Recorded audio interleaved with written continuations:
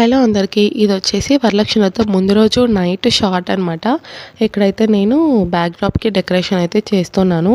ఇంకా ఏది హెవీగా అయితే పెట్టుకోలేదండి. ఎక్కువ ఆర్భాటంగా హడావిడి పెట్టుకుంటే నాకు ఇంకా టైం అసలు సరిపోదు. ముందే ఇంట్లో హెల్త్ బాలేదు కదా! ఎందుకు అనవసరంగా అని చెప్పేసి సింపుల్‌గా నేనే చేసేసుకుందామని అయితే ఇలా చేసుకుంటున్నాను. అండ్ ఇంకా ఏవైనా బ్యాక్‌డ్రాప్ ఇవి కొంచెం ఆర్టిఫిషియల్‌వి మనకి దొరికేస్తాయండి.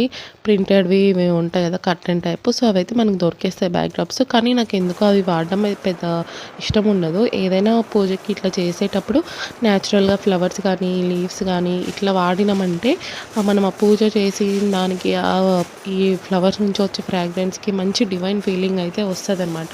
అందుకని మ్యాక్సిమం నేను పూజ ఉన్నప్పుడు ఇలా ఓన్లీ న్యాచురల్ ఫ్లవర్స్ అయితే వాడడానికి ట్రై చేస్తాను.